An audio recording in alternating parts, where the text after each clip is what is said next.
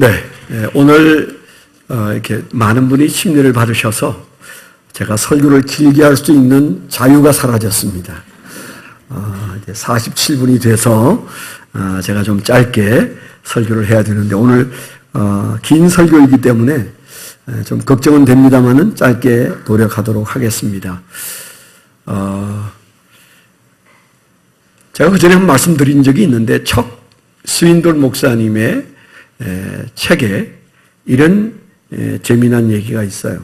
어느 날 어떤 청년이 이 목사님을 찾아왔습니다. 참고로 척 스윈돌 목사님은 매우 유명한 성경 교사예요. 성경을 너무 잘 가르치는 미국에서도 유명한 분이신데 이분에게 어느 한 청년이 찾아와서 한 남자 청년이 상담을 했습니다. 목사님, 제가 아주 비교적으로 신앙생활 잘 하다가 최근에 혼란이 좀 왔습니다. 그 혼란이 온 이유는 하나님의 뜻을 잘 찾아 살았다고 생각했는데 요즘 하나님의 뜻이 보이지가 않습니다. 그래서 그가 고민하는 얘기를 하게 됐어요.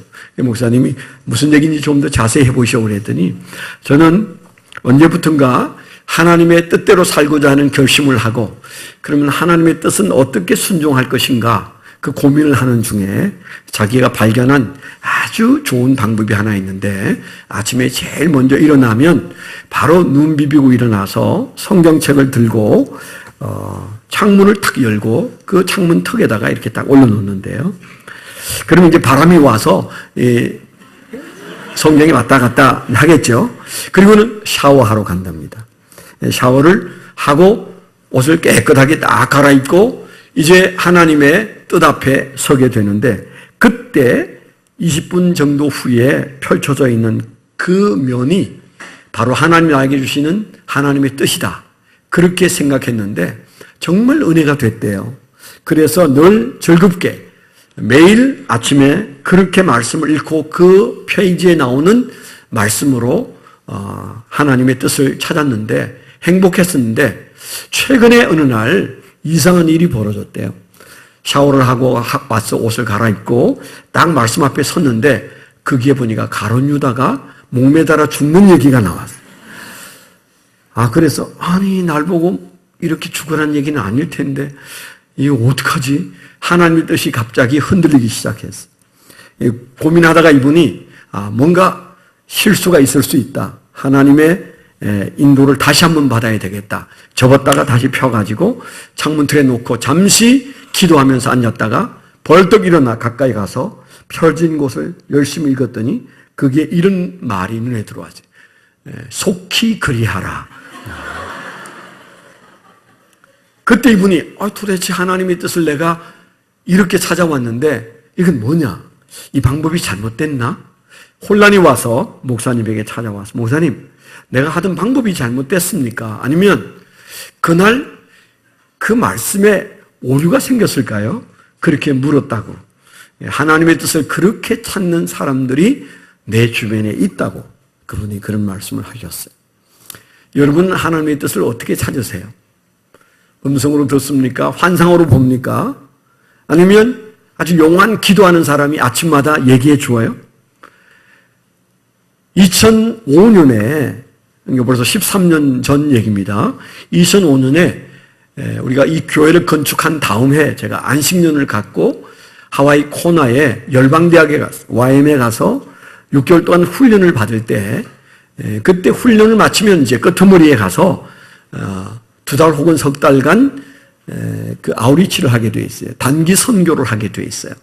저는 일본을 가기로 했었는데 일본 선교 가는 팀이 14명이 꾸려졌는데 7나라에서 왔어요.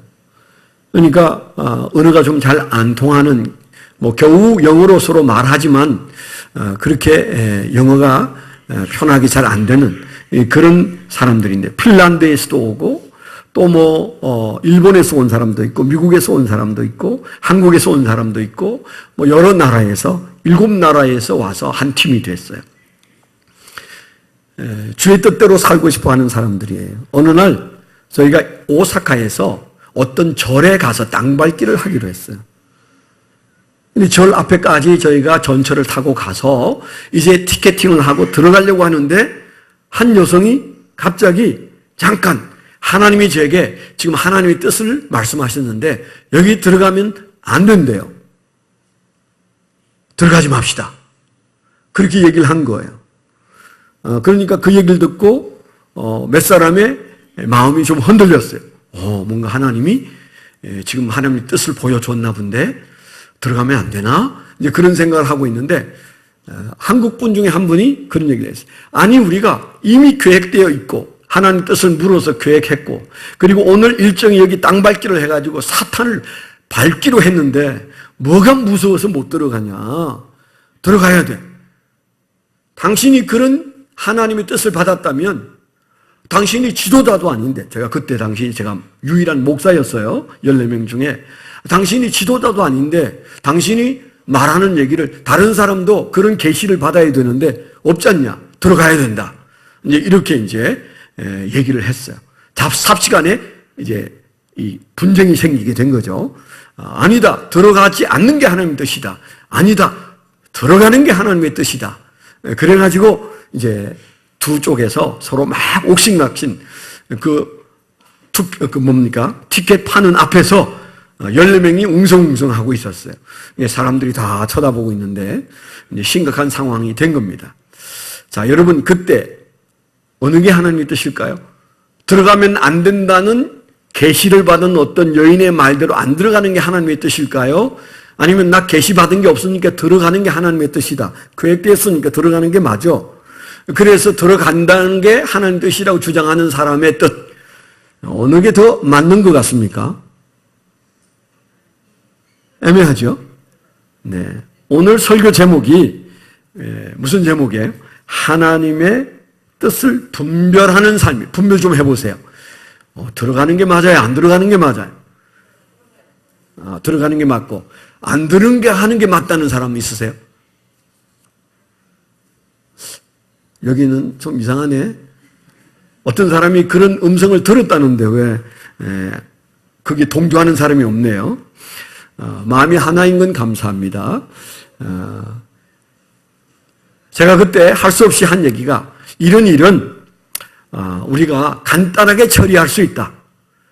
우리가 하나님의 뜻인 줄 알고 기도하고 여기 왔고 또 어떤 분은 들어가지 말라라는 하나님의 음성을 들었다고 하는데 이럴 때는 우리가 하는 방법이 간단하다.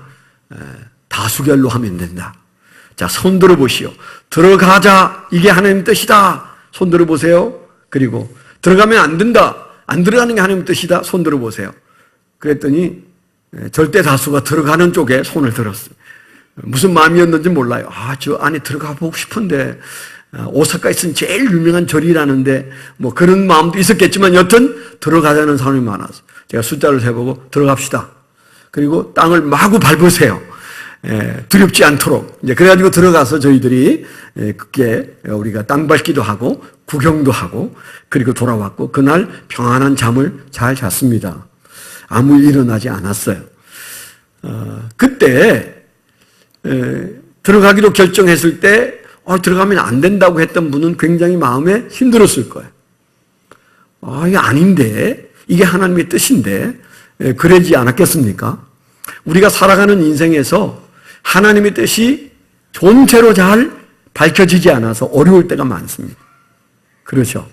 그래서 저희 제자훈련 사역반에 가면 제가 사역반에서 will of God, 하나님의 뜻을 어떻게 찾는지 그 하나님의 뜻을 찾는 훈련을 제가 합니다.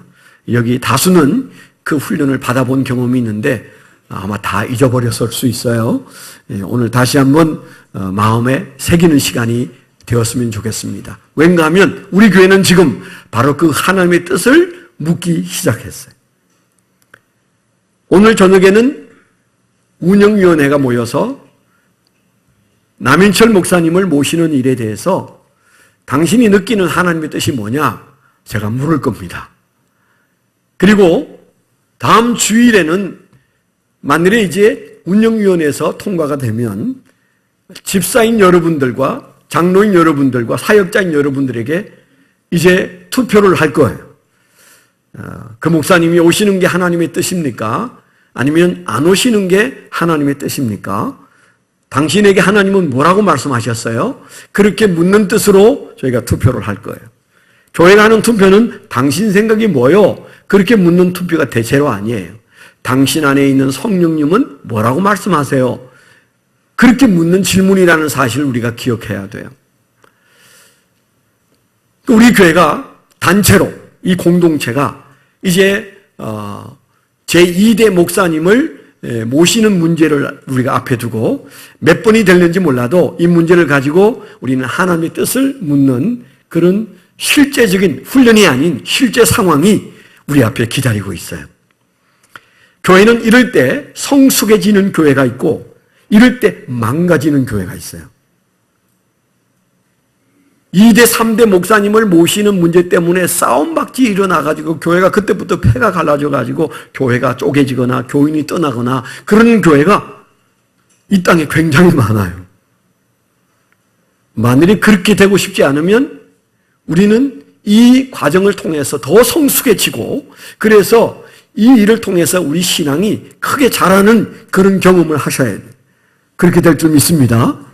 그러면 하나님의 뜻을 찾는 방법을 우리가 배워야 돼요.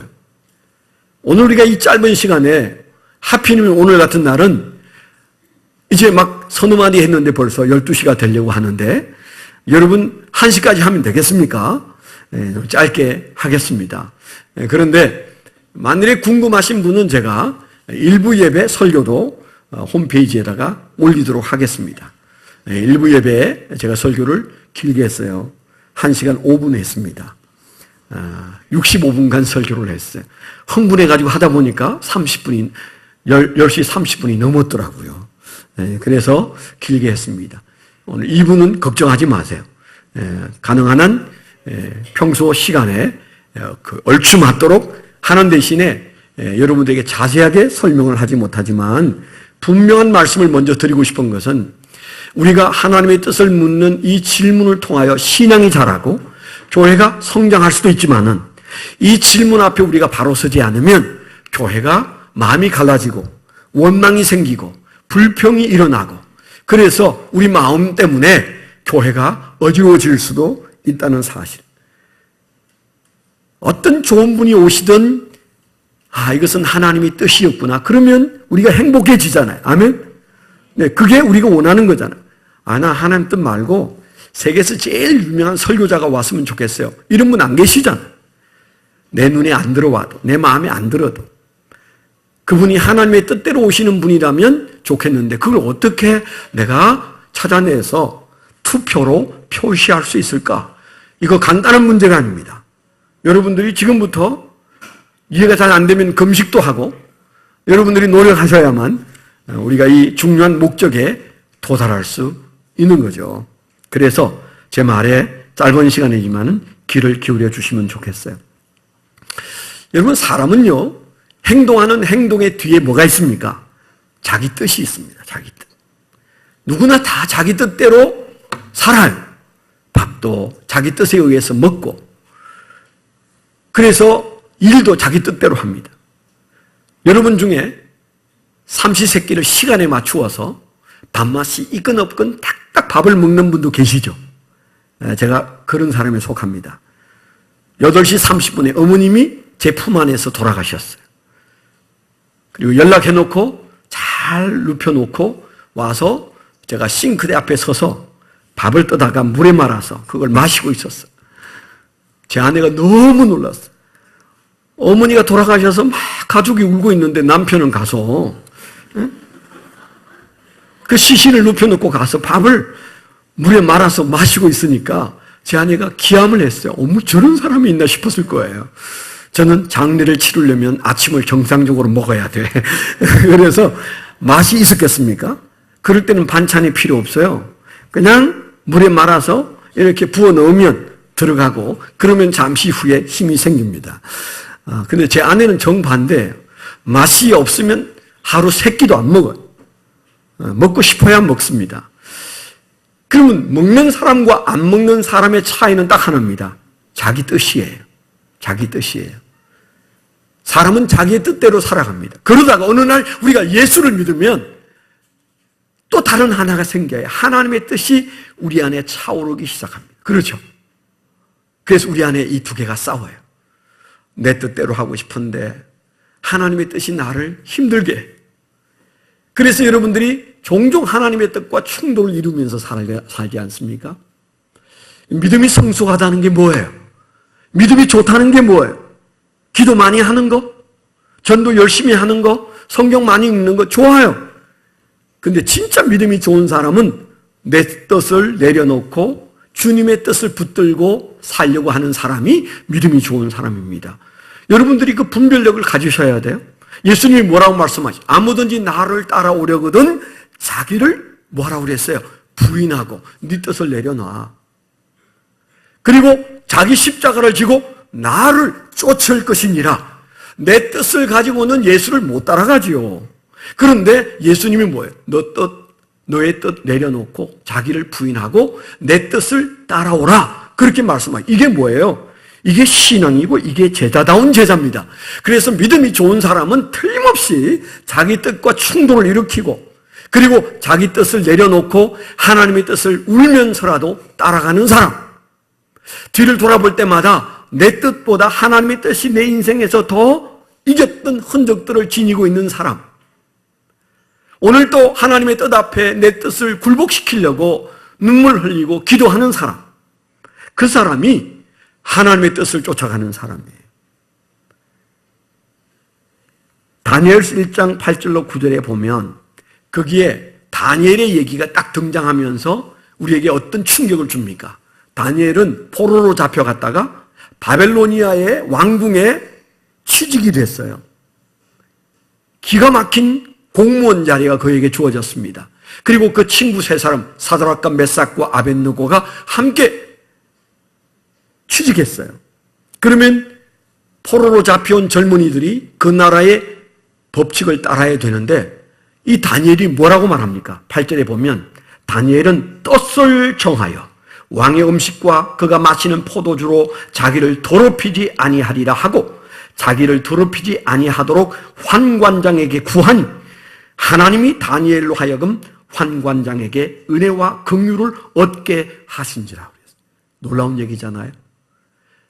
취직됐으면 이제 그 나라의 뜻대로 살아야 되는데 나는 왕궁에 들어왔지만은 내 뜻도 아니고 임금의 뜻도 아니고 나는 하나님의 뜻대로 살 거야. 뜻을 하나님의 뜻으로 딱 정했어요. 그럼 그 순간 죽는 삶이 올 것 같은데 오늘 말씀에 보니까 뭐예요? 그 순간에 그의 높은 사람 환관장의 마음을 하나님이 만져주셔서 다니엘로 하여금 환관장에게 은혜와 긍휼을 얻게 하셨어요. 여러분 하나님의 뜻을 붙잡으면 하나님이 우리의 환경을 붙잡아 주십니다. 아멘이 작으시네요. 다시 우리가 하나님의 뜻을 붙잡으면 하나님이 우리의 환경을 고쳐주십니다. 사실이잖아요. 사실이잖아요. 성경에 있잖아요. 젊은이 다니엘의 뜻을 정하니까 하나님이 그를 기특히 여겨 그의 인생길을 열어주기 시작했어요. 그뿐만 아닙니다. 자녀를 가진 여러분들이 잘 기억해야 돼요. 우리의 자녀들이 어떻게 잘 되는가? 그 자녀들이 하나님의 뜻을 붙잡을 때 그들의 인생이 바뀌는데 조금 뒤에 가면 17절에 이렇게 말합니다. 하나님은 이 내 젊은이들이 지식을 얻게 하시고 땅에서 얻어지는 지식으로는 어디까지 갈 것 같습니까? 그런데 하나님이 그들에게 뭐예요? 뜻을 정하니까 하나님이 하늘의 신비한 지식을 주었다고 그랬어요. 지식을 얻게 하시고 문학도 하나님이 주셨어요. 문학과 학문에 능통하게 하셨다. 아멘. 여러분 뭘 그렇게 고민하세요? 내 자식 하나님의 뜻을 자기 뜻으로 붙잡으면 그에게 지식을 주시고 문학을 주시고 학문을 능통케 하시고 그 밖에 뭐라고 그랬어요? 그 밖에도 다니엘에게는 환상과 온갖 꿈을 해석하는 능력까지 주셨다고 그랬어요. 뭐 할 때? 하나님이 그 젊은이들에게 길을 열어주신 이유는 그들이 뜻을 정했어요. 어떤 뜻을? 내 뜻을 내려놓고 하나님의 뜻을 붙잡을 때 하나님은 그들의 인생길을 바꾸어 주셨습니다. 그러므로 우리가 예수 믿을 때 우리 자신뿐만 아니고 우리의 자녀들의 인생에도 다른 것 없습니다. 그들이 하나님의 뜻을 붙잡고 살아가는가, 하나님의 뜻대로 살려고 하는가, 그것만 보시면 돼요. 그것만 할 수 있도록 도와주시면 여러분의 할 일은 끝난 겁니다. 그런데 우리가 그런 하나님의 뜻을 붙잡고 살아가야 하는 삶을 크리스찬이면 반드시 살아야 하는데 왜 그렇게까지 해야 할까요? 내 인생 내 뜻대로 못 살고 하나님의 뜻대로 살아야 되는 이유가 어디 있습니까? 우리가 내 뜻대로 살려고 할 때 그때 무슨 이유 때문에 내 뜻대로 살려고 해요? 여러분 살아가는데 스트레스 왜 받습니까? 회사에서 왜 스트레스 받고 가정 부부 사이에 왜 스트레스 받습니까? 내 뜻대로 안 되니까. 안 그래? 내 뜻대로 되면 좋겠는데 내 뜻대로 안 돼요. 그러면 내 뜻대로 되지 않아서 속상한 이유가 뭡니까? 왜 내 뜻대로 하고 싶습니까? 그래야 인생이 좋아질 것 같거든요. 그래야 인생이 평안해질 것 같거든요. 그래야 인생이 완벽해질 것 같거든요. 그런데 살아본 여러분, 내 뜻대로 사는 인생 완벽하던가요? 내 뜻대로 살았던 인생에서 모든 게 좋던가요? 아니에요. 잠시 그때뿐입니다. 내 뜻대로 되어서 우리가 춤추고 좋아했는데 그 다음날 그것 때문에 눈물 흘릴 때도 있어요. 그러면 우리가 결과적으로 완벽해지는 길이 뭐예요? 하나님의 뜻을 따를 때만이 우리는 완벽해진다는 사실을 기억하셔야 돼요. 우리가 읽었던 말씀 로마서 12장 2절에 뭐라고 그랬어요?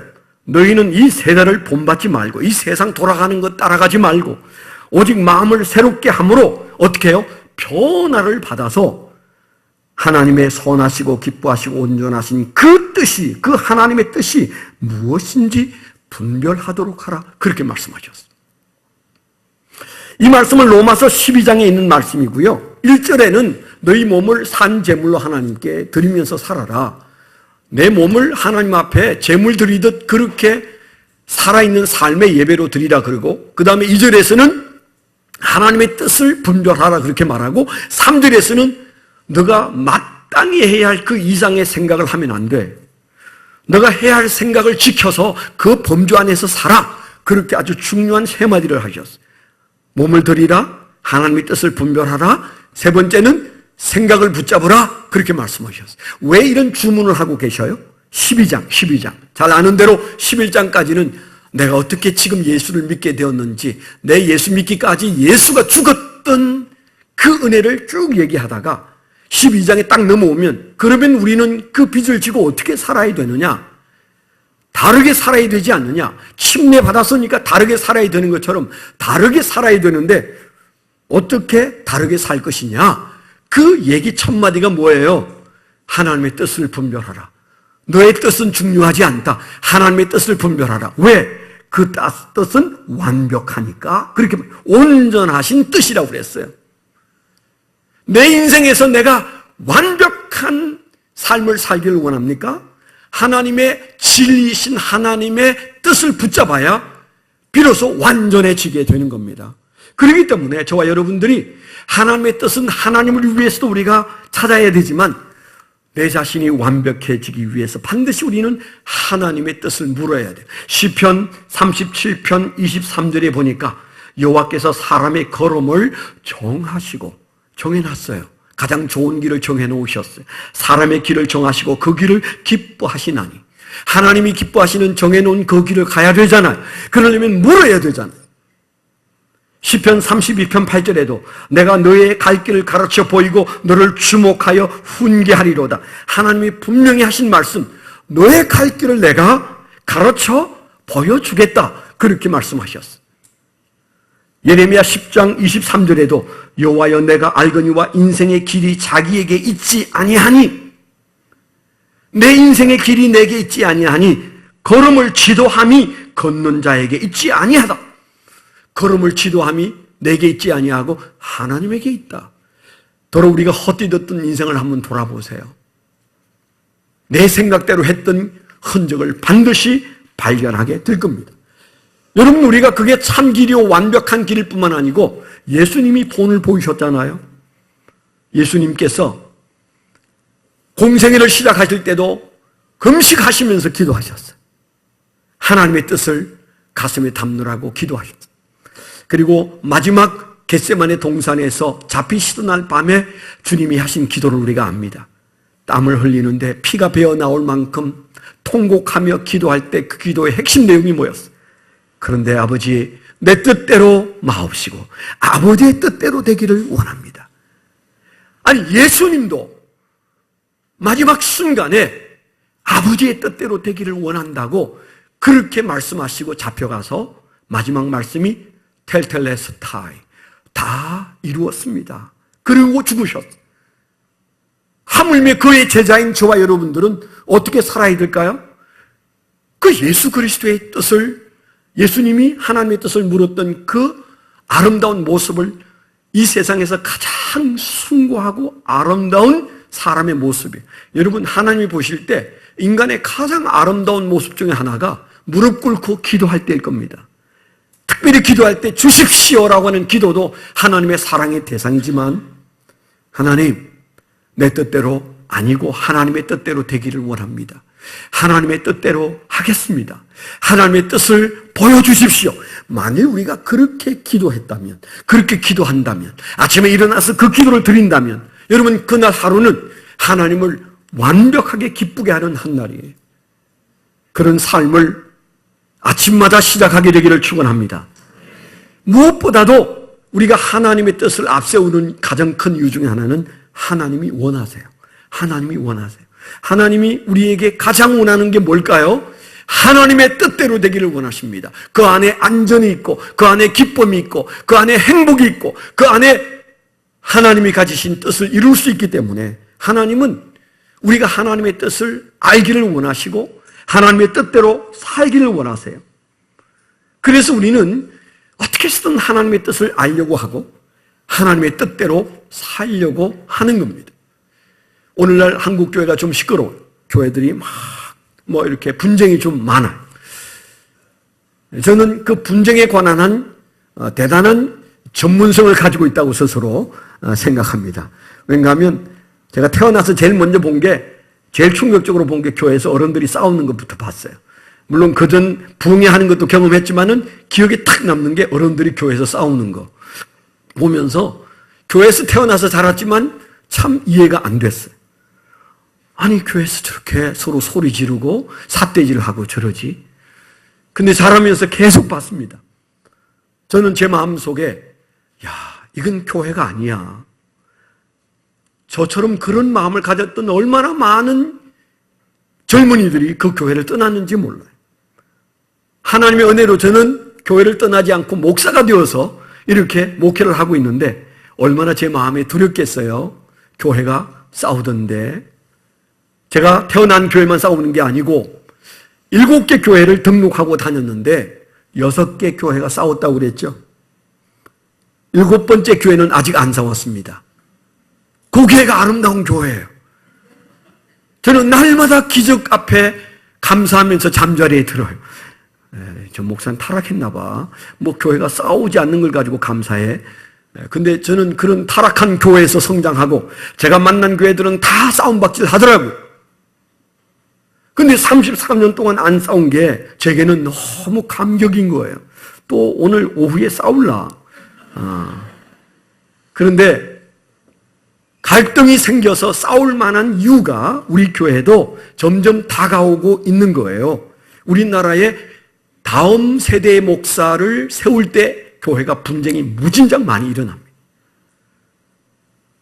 좋다 싫다 해가지고 두 패가 딱 갈라져가지고 저 좋아하는 사람은 그런 이유가 있어. 싫어하는 사람은 그래서 싫어해. 그래서 서로 마음에 상처를 주고 인격을 건드리다가 그만 그 문제 때문에 갈라져가지고 서로를 미워하다가 그게 싸움이 벌어지면 그게 하나님의 뜻일까요? 그런데 교회에서 싸울 때는 참 조심해야 되는 게 교회에서 큰 소리 치는 사람은 무조건 이게 하나님의 뜻이라고 생각해요.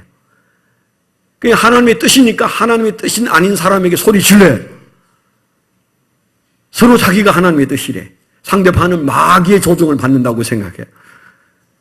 근데 그게 헛된 말이에요. 왜냐하면 그렇게 한참 싸우다가 그 싸움을 구경하고 보면 나중에 더 이상 싸움에서 문제가 해결이 안 되면 그걸 가지고 예수도 안 믿는 판사에게 가서 우리 문제 해결해 주세요. 판사에게 가져갑니다. 다 거짓말이에요.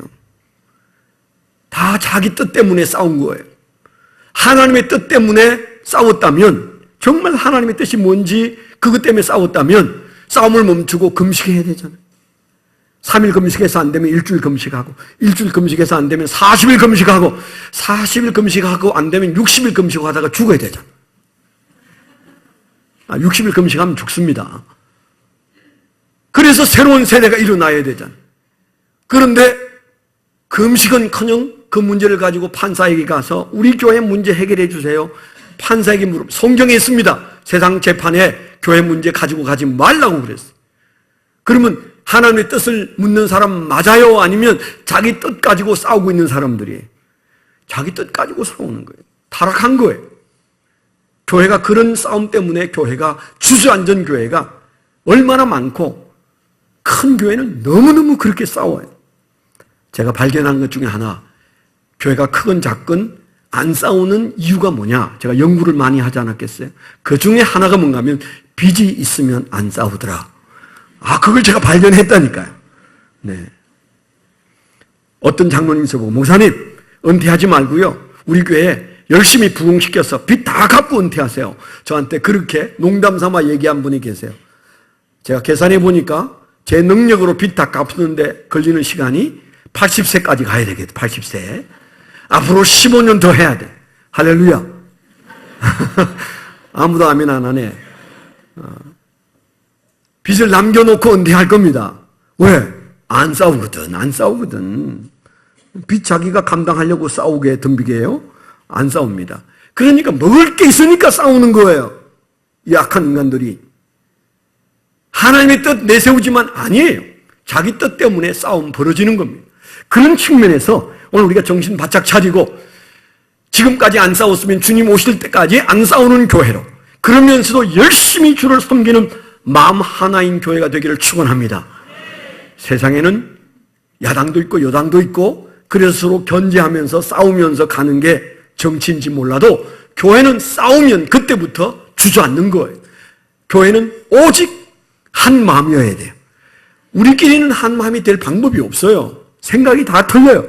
여러분, 부부 사이에도 생각이 안 맞아서 잘도 싸우잖아. 많이 싸웠죠? 왜 그렇습니까? 내 뜻하고 내 아내 뜻하고 안 맞아. 그래서 저는 18년 전에 내 아내 뜻대로 하겠다.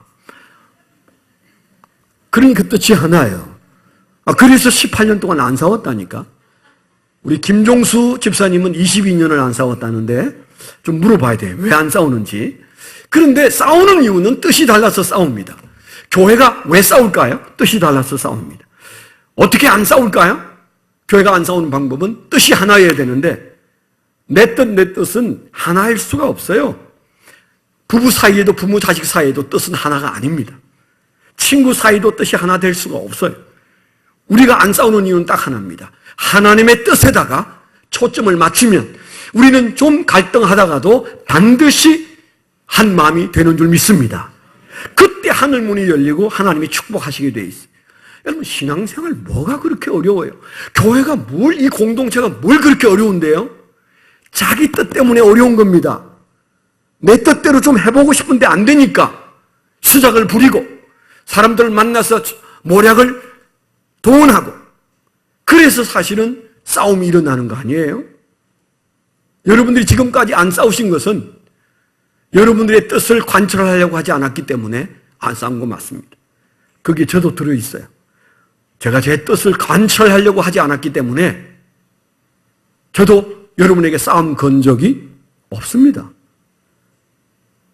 이대 목사님을 모시는 문제도 바로 이런 문제예요. 하나님의 뜻을 붙들고 가면 우리는 이 일을 통하여 교회가 성숙해질 것입니다. 아멘.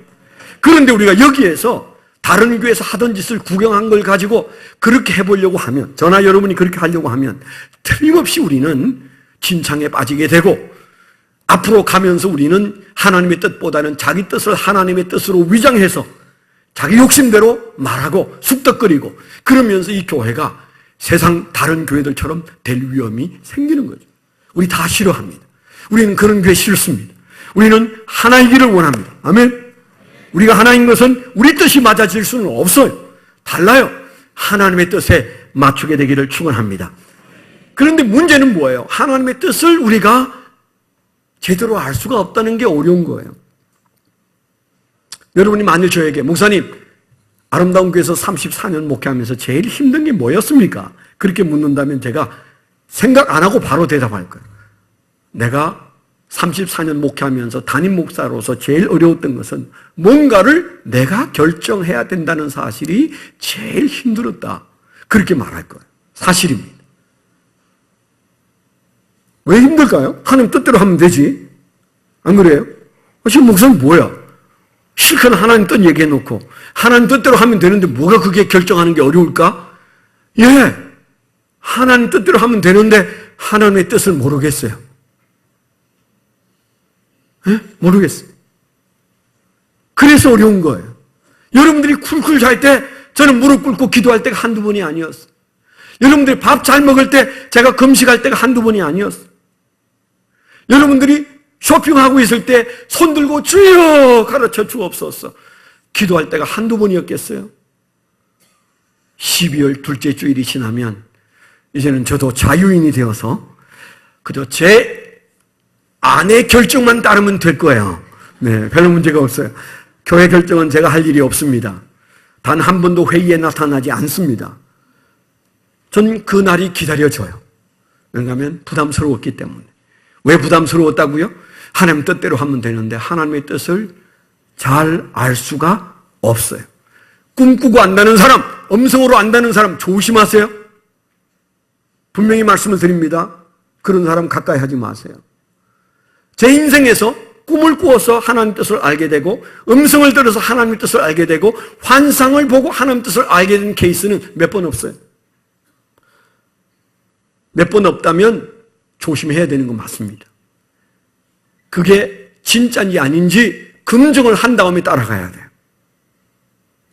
사이비도 그렇게 사람을 꼬시고 또 믿음 있는 사람도 자기가 보고 들은 것을 하나님의 음성이라고 생각하지만 정직하게 얘기해봐요. 돌이켜보니까 아닌 게 많더라. 비슷했는데 틀리더라. 많잖아요. 제가 실수해봤으니까 하는 말입니다. 그래서 우리는 하나님이 그런 방법으로 우리를 이끌지 않는다는 사실. 성경 어디를 자세히 보세요. 바울 사도도 늘 그런 식으로 점쳐서 살지 않았어요.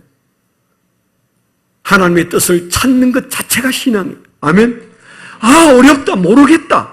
도대체 이거 어떻게 하면 좋은 거야? 내 뜻은 이런데 하나님의 뜻이 뭔지 알면 갈 텐데 하나님 모르겠어요. 가르쳐 주세요. 금식에도 모를 때가 많아요. 그러면 믿음이 없어서 모를까요? 아니, 믿음이 없어서 모를 때도 있습니다. 죄가 많아서 눈이 어두워질 때도 있습니다. 성경을 잘 몰라서 하나님에 대한 상식이 없어서 우리가 잘 못 찾을 때도 있습니다. 여러분, 물어보고 싶어요. 믿음이 약할 때 하나님의 뜻에 대한 고민이 많아요? 믿음이 좋을 때 하나님의 뜻에 대한 고민이 많아요? 뭐라고 하는데 안 들리네? 손을 한번 들어. 믿음이 없을 때 하나님의 뜻에 대한 고민이 많다. 손 들어. 믿음이 없는 사람이 하나님의 뜻에 대한 고민이 많다. 없네요? 어디 힌트를 얻고 왔나? 믿음이 좋은 사람이 하나님의 뜻에 대한 고민이 많다. 아, 예, 손 내리세요. 설교 5분 안에 맞춰야 되려나 봐. 제가 말 안 해도 알고 계시네. 여러분, 믿음이 없을 때는 하나님의 뜻을 너무 몰라서 하나님의 뜻에 대해서 갈피를 잡지 못해요. 그래서 고민이 있을 수 있어요. 하나님의 뜻을 모르는 게 너무 많아. 이것도 모르고 저것도 모르고 몰라요. 그런 면에서 고민이 많다면 많은 것이 믿음이 없을 때예요. 제가 20대였을 때는 이게 하나님의 뜻인지 아닌지 도무지 모르겠어요. 근데 지금은 어떨까요? 하나님의 뜻이 아닌지 긴지 적어도 옳고 그름의 문제는 금방 알아. 하나님이 이건 옳다, 이건 잘못된 거야, 이건 죄야, 이건 죄가 아니야, 그렇게 말씀하시는 하나님의 뜻 앞에서는 고민하지 않습니다. 왜요? 많이 겪어서 성경도 많이 읽고 하나님과 많이 부대껴서 하나님이 옳다, 그러다 그렇게 말씀하시는 하나님의 뜻 정도는 고민 안 해요. 금방 알아. 그런데 저는 지금도 고민이 깊습니다. 왜 그럴까요? 그런데 하나님, 이거하고 뭐가 더 좋아요? 하나님이 좋은 대로 할게요. 말씀만 하세요. 최선과 차선에서는 지금도 늘 어렵더라. 정말 하나님 의중 속에 뭘 원하시는지 있을 텐데 그걸 알 수가 없어요. 알 수가 없어요. 그 깊이 또한 우리가 알기 어렵습니다. 예를 들어서 이런 겁니다. 제가 우리 교인들에게 밥을 많이 대접받았는데 여러분이 저에게 밥을 대접할 때 목사님 뭐 드시고 싶으세요? 그럴 때 제가 나 이거 먹고 싶어요. 칼치 조림 좋은데 혹은 삼겹살 좋은데 그렇게 얘기한 적이 있습니까? 한 번도 없어요. 있었는데 그런 사람 오시면 제가 10,000원 드릴게. 제 기억에는 없어요. 뭐라고 말해요? 집사님 안 비싼 거 가까운 데 있는 거 뭐든 집사님이 원하는 거 그거 하세요. 네, 다 잘 먹어요. 뭐 다 잘 먹긴 안 좋아하는 거 있어요. 근데 왜 그렇게 말할까요? 그건 옳고 그름의 문제는 아닌데 내 속을 말할 만큼 그분이 친하지 않아요. 그런데 내가 무슨 내 속을 뒤집어서 그런 말을 하겠어. 그런데 만일에 제 아내나 제 며느리나 제 아들이 아버지 제가 한 끼 대접하고 싶은데 뭐 드시고 싶으세요? 그러면 제가 한 번이라도 아무거나 좋아 그런 적이 있을까요? 없어요. 내 아내가 말하면 여보 잠깐 기다려봐. 뭐가 땡기지? 고민해요. 그리고 나 오늘은 정말 삼겹살 먹고 싶다. 그런데 돈 되겠어? 그래서 멀어도 지리산 장독대에 가서 판을 폴립니다. 네. 주영이 미국에서 오신 친구분을 지리산 장독대 하면 꼭 데려가요. 네. 그 유명한 외국인들이 많이 오는 집이에요. 어깨 한번 대나무로 얻어맞고 그러면 맛이 있어요. 근데 왜 이랬다 저랬다 할까요? 이유는 간단합니다. 친한 만큼 마음을 드러내는 거죠. 하나님도 여러분이 친한 만큼 마음을 드러내십니다. 그래서 우리는 하나님의 뜻에 대해서 늘 예민하고 고민하고 그렇게 살아야 돼요. 그게 신앙이에요. 점치듯 알려고 하지 마세요. 물었는데 답이 없어도 끙끙거리면서 주님이 말씀해 주시면 좋을 텐데 그러면 주님 말씀 안 하시려면 그냥 저를 끌고 가세요. 그래서 여러분들이 손을 내밀어서 주님 이끌어 달라고 기도하는 것 멋있는 신앙이에요. 아마 하나님이 감격하실 거예요. 왜? 내 뜻이 있지만 내 뜻 내려놓고 하나님 뜻대로 하고 싶은데 이 미련한 종이 하나님 마음을 다할 수가 없어. 그래서 하나님이 원하는 대로 살아보겠다고 하나님 뜻 안 가르쳐 주려면 그냥 손잡고 이끌어 주세요.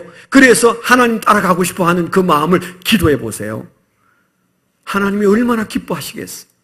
하나님의 의중을 두들기는 그 믿음을 하나님은 사랑하시게 돼 있어요. 그래서 우리가 적어도 교회 공동체는 이 공동체가 하나가 돼야 되는데 하나님의 뜻에 하나 되고 나아가서 가정도 하나님의 뜻에 하나가 되고 그리고 여러분 스스로 개인적으로도 참 신앙은 날마다 하나님의 뜻을 묻고 하나님의 뜻을 따르고자 할 때 그때 하나님이 영광을 받으시는 거예요. 교회 공동체가 마음을 같이 하는 것 쉽지 않습니다. 여러분들이 이제 처음 경험하는 거예요. 지금까지 김종품 목사가 가자면 가고 또 들어왔던 분들은 김종품 목사가 좋아서 우리 교회에 오셨고 또 들어왔던 분들은 그래도 뭐 한 6개월 지나면 가겠구나 시원하다야 뭐 그런 분도 계실지 몰라요. 네, 그분에게는 제가 행복을 드리고 뭐 여튼 잘 살아왔어요. 근데 지금부터는 여러분들이 아주 많은 일들을 앞에 놓고 하나님의 뜻을 물어야 돼요. 그래서 마음을 하나로 만들어야 돼요. 여러분 교회가 갈등을 피하고 하나님의 뜻을 따르는 것은 어렵지 않습니다. 이 교회 공동체가 안 싸우고 가는 길이 여러 가지 방법이 있지만 오늘은 시간이 없어서 제가 한 가지만 간단하게 말씀을 드릴 거예요. 어떻게 이 공동체가 마음을 하나로 만들어서 하나님의 뜻을 찾아갈 것인가? 3가지를 기억하세요. 첫째는요, 계시에 속하는 문제는 어떻게 해야 되는가? 이 질문 앞에 서셔야 돼요. 우리 교회가 지금 이 공동체가 계시에 속한 문제를 만났다. 하나님의 말씀과 부딪히는 어떤 문제가 생겼다. 그랬을 때 어떻게 해야 돼요? 교회는 물러서면 안 되고 싸워야 합니다. 싸워야 합니다. 교회는 피 흘리기까지 싸워서 여기까지 왔어요. 교회는 싸움쟁이들이 모여있는 곳입니다. 싸울 줄 아는 사람들이 교회를 지킵니다. 기독교 역사에 싸움 없이 지금까지 평화를 누리고 살아온 적이 어디 있었어요? 없어요. 안 싸우고 평화가 주어진다, 거짓말입니다. 영적인 평화는 사탄과 싸워야 됩니다. 아멘. 악의 세력과 싸워야 됩니다. 요즘 한국교회 신천지가 교회에 들어와서, 여기도 있는지 몰라요, 들어와서 교회를 흔들어 보려고 합니다. 우리 주변의 모든 교회가 신천지에게 한 번 이상은 당했는데 아직까지는 우리 교회가 신천지에게 당하지는 않았어요. 그런데 그 신천지가 들어오면 뭐 합니까? 교회 안에 싸움을 붙입니다. 그런데 저게 신천지다, 싸움을 걸어와서 막 교회가 난장판이 됐는데, 어이, 난 싸우는 건 딱 질색이야, 나는 싸우는 교회 싫어. 그래가지고 여러분들이 신천지가 들어와서 교회를 뒤집고 있는데 여러분 빠져나가서 명성교회로 가면 된다, 안 된다? 벼락 맞는다. 아니, 좋을 때 가시는 건 괜찮아요. 가세요. 그런데 교회가 계시 문제로 싸움이 벌어졌는데 나 싸우는 거 싫어, 교회가 뭐 싸우고 있어? 이래가지고 여러분들이 교회를 빠져나가면 발병 나요, 발병 나요. 싸워야 됩니다. 치고받고 싸우는 것은 아니지만 피 흘리기까지 우리가 거기에서 버티고 싸워서 그 교회를 지켜내야 돼. 그래서 먼저 우리가 싸우는 일이 하나 있다. 계시에 속한 문제가 일어나면 싸운다. 두 번째는 불확실한 계시. 교회가 싸울 수 있는 문제들이 역사 속에 불확실한 계시로 싸워요. 전천년설, 무천년설, 후천년설 들어보셨죠? 목사님마다 틀려요. 저는 무천년설입니다. 근데 요 다음에 오시는 목사님은 전천년설일 수 있어요. 또 어떤 분은 후천년설일 수 있어요. 그게 옳다고 말할 거예요. 그러면 목사님, 우리 전에 김용훈 목사님 존경하는 그 목사님은 무천년설이었는데 목사님 신학은 이상해요. 어디서 신학했어요? 가세요. 그러면 교회가 된다, 안 된다? 안 됩니다. 왜? 불확실한 계시는 성경에서 그냥 불확실한 게 아니에요. 그럴 수도 있다. 그것 때문에 천당 가고 지옥 가지 않는다. 그래서 불확실한 채로 두셨어요. 그래서 성경에 전천년설, 후천년설, 무천년설 불확실해요. 그거는 뭐예요? 같은 교회, 같은 목장 안에서도 그렇게 생각하세요? 난 이렇게 생각하는데. 그러면 우리가 그것 때문에 싸우지 맙시다. 이래야 돼, 이래야 돼. 여러분, 교회 안에서, 같은 목장 안에서 여당패, 야당패, 좌파, 우파 싸우면 됩니까? 안 돼. 그런 얘기 꺼내지 마요. 강단에서 목사가 말하는 말은 받아들이세요. 그건 정치 얘기 아닙니다. 계시에 속한 얘기입니다. 말 못하게 하면 목사를 의용 목사 만드는 거예요. 가짜 목사 만드는 거예요. 여러분들이 따르고 안 따르고 하는 것은 여러분 뜻이지만 강단에서 설교하는 것을 가지고 터집 잡으면 안 됩니다. 그러나 목장에서 여러분들이 여담으로 서로 그런 정치 얘기하지 마요. 그거 구원 얘기 아닙니다. 그리고 그 얘기 때문에 서로 마음 상할 수 있어요. 그런데 세 번째 문제가 제일 심각해요. 세 번째는 뭐예요? 비계시적인 문제라고 그랬죠. 계시에 속한 얘기도 아니고 불확실한 계시도 아니고 계시하고 아무 상관이 없어. 성경하고 아무 상관이 없어. 그런 문제는요, 정말 한국교회가 99.9%가 그 문제 가지고 싸워요. 그러니까 대부분의 분쟁이 있는 교회는, 또 목장에서도 분쟁이 일어나는 이유는 세 번째 가지고 싸우는 사람은 아주 하수 신앙인입니다. 신앙도 없는 거라고 보시면 맞아요.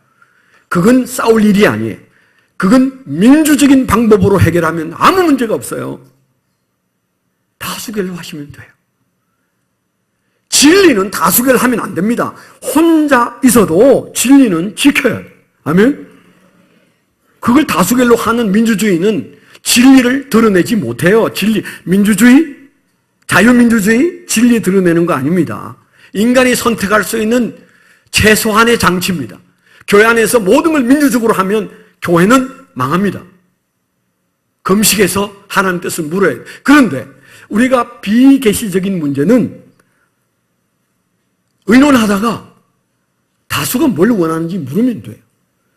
후임 목사님이 이단이 아닌 바에는 여러분들이 다수가 뭘 생각하는지 투표로 표시해서 많은 쪽으로 마음을 맞춰서 이게 하나님의 뜻이야. 다수가 원하는 이것이 하나님의 뜻이야. 이건 계시가 아니니까 마음을 같이 하면 돼. 이런 마음을 먹으면 교회는 평안합니다. 아멘. 한국교회는 그렇지 않아요. 쭉 갈라져가지고 반대한 사람은 끝까지 반대해. 반대할 거리만 10년 동안 찾고 있어. 그러면 그 교회가 하나님의 일을 할 수 있겠어요? 내가 반대했는지 찬성했는지 잊어버려야 해요. 다수가 결정한 부분에 대해서 우리가 아멘하고 하나님의 뜻인가 봐. 그렇게 갔으면 하나님이 선하게 이끌어서 어떤 모양으로든 그 교회를 인도해 가시는 줄 믿습니다. 우리의 생각은 여기까지 오면 돼요. 거기에서 더 가면 안 돼요. 그런데 나는 진짜 계시 받았으니까 내 말 들어야 돼. 이따위 소리 하면 안 됩니다. 이 말씀을 깊이 생각하고 다음 주일 재직해 투표에 임하시기를 축원합니다. 내 생각을 표현하는 것이 아니라 하나님은 내 안에서 무엇을 원하시는지 그걸 물으면서 여러분들이 하나님의 뜻을 붙들고 가면 교회는 아름답게 나가게 될 줄 믿습니다. 기도하겠습니다.